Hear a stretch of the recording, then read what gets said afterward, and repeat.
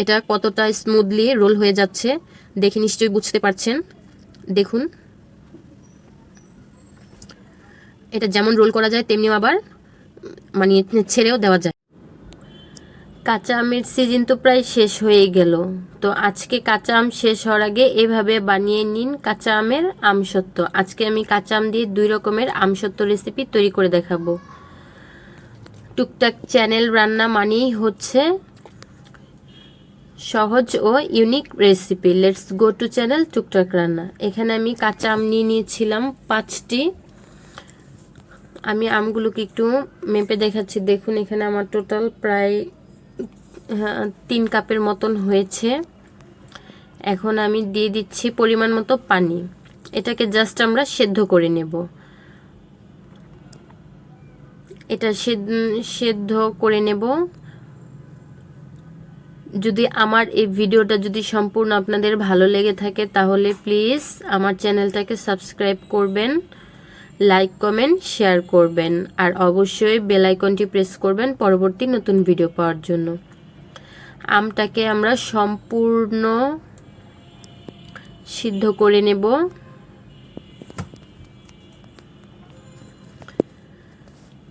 এটাকে সম্পূর্ণ সিদ্ধ করে নিতে হবে, কারণ এটাকে আমরা ব্লেন্ডারে দিয়েও করতে পারি বা দেখা যায় এভাবেও করে নিতে পারি। পানিটাকে শুকিয়ে নিব এবং এটা সম্পূর্ণ মেল্ট হয়ে যাবে। দেখতেই পাচ্ছেন হালকা একটু আশ আছে, কিন্তু সম্পূর্ণ মেল্ট হয়ে গেছে। তো এখন এটাকে আমরা আর কিছুটা জাল করে এটাকে আমরা নামিয়ে নেব। আর এভাবে একটু খুন্তি দিয়ে একটু মানে এইগুলো ভেঙে ভেঙেই করে দিবেন। যদিও দু একটু দানা দানা থেকে থাকে তাহলে সেটাও হয়ে যাবে, ভেঙে যাবে। তো এখন এটাকে সুন্দর করে আমরা চেলে নেব, মানে যে আঁশ বা লাম্পস আছে সেগুলো স্টেনারে থেকে যাবে, আর পিওর যে পেস্টটা আমের সেটা নিচে পড়ে যাবে। তো এভাবে করে নিলে আমসত্ত্বের মধ্যে কোনো আঁশ থাকবে না এবং একদম কাচের মতো চকচক করবে। তো দেখতেই পাচ্ছেন আমি এগুলোকে খুব ভালো করে ছেঁকে নিচ্ছি। একটু প্রেস করে করে নেবেন, এতে করে যে আমের যে পেস্ট আছে সেটা পড়ে যাবে, শুধু আঁশটুকু স্ট্রেনারে থেকে যাবে। দেখতেই পাচ্ছেন আমার সম্পূর্ণ এটাকে ছেঁকে নেওয়া হয়ে গেছে। আমি নিচের অংশটাকেও একটু কাচিয়ে নিচ্ছি। দেখুন দেখুন একদম ক্লিন একটা পেস্ট হয়েছে। এভাবে করে আমরা সম্পূর্ণ পেস্টটা বের করে নেব। এখন চুলায় আমগুলোকে আমি দিয়ে দিলাম। এই পর্যায়ে আমি অ্যাড করব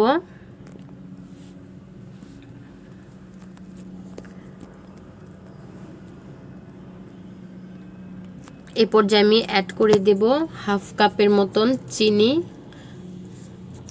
যেহেতু আমি এটা টক ঝাল মিষ্টি করব, এখানে দিয়ে দিলাম একটা তেজপাতা ছিঁড়ে, অ্যাড করে দিচ্ছি সামান্য একটু লবণ, এতে করে টেস্টটা ভালো আসে। অ্যাড করে দিচ্ছি half teaspoon chilli flakes, half teaspoon beet লবণ, হাফ কাপ চিনি।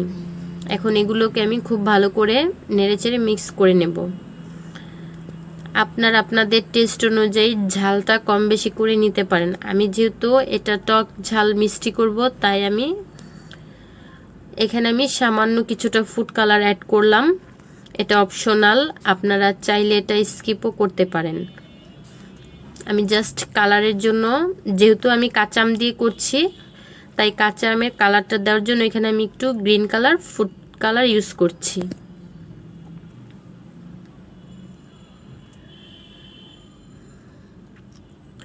এখন এটাকে সুন্দর করে নেড়েচেড়ে আর কিছুটা শুকিয়ে নেব। এখন যে আমি তেজপাতা দিয়েছিলাম সেটি একটু উঠিয়ে নিচ্ছি, কারণ এই পাতাটা দিলে একটা আলাদা একটা ফ্লেভার আসে। তো এখানে আমি একটা স্টিলের প্লেট নিয়ে এখানে কিছুটা সরিষার তেল আমি ব্রাশ করে নিচ্ছি। আমি এই পাত্রেই আমসত্ত্বটা সেট করব। তো এখানে আমসত্ত্বটাকে ঢেলে নিচ্ছি। এটাকে অবশ্যই গরম গরম অবস্থায় ঢেলে নিতে হবে, এটাকে ঠান্ডা করে ঢালা যাবে না।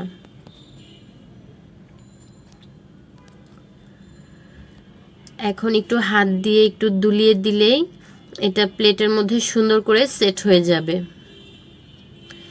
দেখতেই পাচ্ছেন আমি কিভাবে এটাকে সেট করে নিলাম।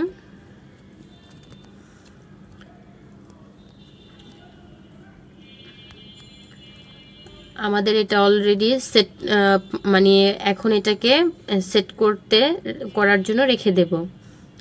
এখানে আমি একটি প্যানে এখানে 1/2 কাপ চিনি নিয়ে নিয়েছি। চিনিটা দিয়ে আমি এখন ক্যারামেল তৈরি করে নিব। দেখুন আমার ক্যারামেলটা কিন্তু অলমোস্ট তৈরি হয়ে গেছে। এটাকে অনবরত নেড়েচেড়ে নেবেন। এর চেয়ে বেশি আর কালার করার প্রয়োজন নেই, এতে করে কালারটা ডার্ক হয়ে যাবে। আমি যে এখন ক্যারামেলটা অ্যাড করে কাঁচা আমের সাথে কালারটা এরকম করে নিয়েছি। এটার মধ্যে আমি কোনো ফুড কালার ইউজ করিনি। এখানে অ্যাড করে দিয়েছি 1/2 টিস্পুন চিলি ফ্লেক্স, সামান্য একটু লবণ, আর এটা একটু গ্লসি ভাব আনার জন্য এখানে আমি 1 টিস্পুন তেল অ্যাড করে দিলাম, সরিষার তেল। আপনারা চাইলে এটা স্কিপ করতে পারেন। এই তেলটা ইউজ করলে একটা গ্লসি গ্লসি ভাব আসে। তো সেম একই প্রসেসে আমি এটাকেও শুকিয়ে নেব। এখনও এটা অনেকটাই পাতলা আছে, আপনারা দেখেই বুঝতে পারছেন। এটাকে আমরা জাল করে অনবরত একটু নেড়েচেড়ে নিব। তো ওদিকে ওটা জাল হতে থাক, আমি অন্যদিকে প্লেটটি তৈরি করে নিই যে পাত্রে আমরা এইটি সেট করব। দেখুন আমাদের এটা কিন্তু অলমোস্ট হয়ে এসেছে। এই পর্যায়ে আমরা এটাকেও গরম গরম ঢেলে দিচ্ছি। এটাকে অবশ্যই সেট করতে হবে। আমি এই আমসত্ত্বটা একটু মোটা করে সেট করব, তাই এখানে আমি একটু মোটা করে দিয়েছি।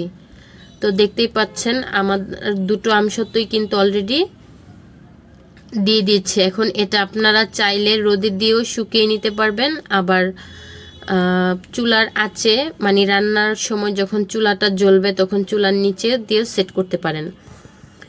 আমি যেহেতু চুলার নিচে দিয়েই এটাকে সেট করে মানে শুকিয়ে নিয়েছি, আমার এই পাতলা এই সবুজ আমসত্ত্বটা সেট হয়ে মানে একদম শুকিয়ে গেছে।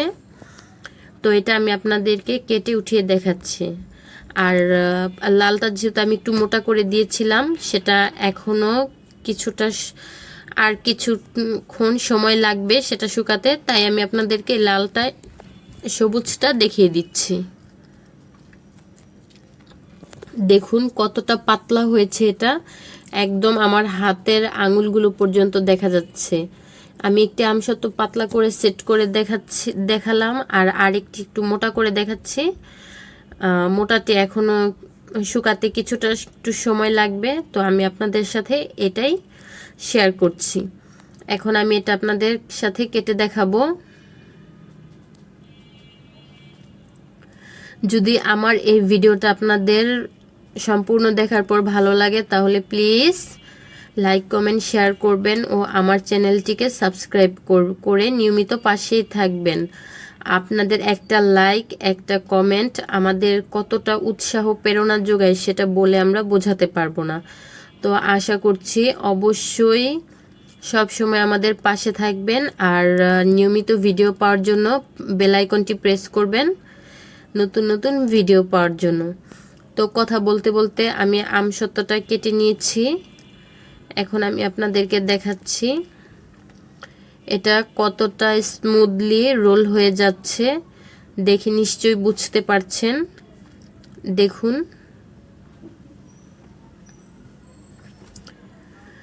এটা যেমন রোল করা যায় তেমনিও আবার মানে ছেড়েও দেওয়া যায়। যেহেতু এটা আমি পাতলা করে দিয়েছিলাম তাই এটা খুব সুন্দরভাবে শুকিয়ে গেছে। আর মানে যেটা আমি ক্যারামেল দিয়ে তৈরি করেছি সেটা এখনও একটু শুকায়নি, সামান্য একটু বাকি আছে, তো তাই সেই ভিডিওটা দেখাতে পারলাম না। তো দেখতেই পাচ্ছেন এটা কতটা পাতলা হয়েছে। এটা খেতে যেমন দেখতে ইয়ামি মনে হচ্ছে, এটা খেতেও ছিল অসাধারণ। আপনারা এভাবে বাড়িতে তৈরি করে নেবেন কাঁচা আমের আমসত্ত্ব।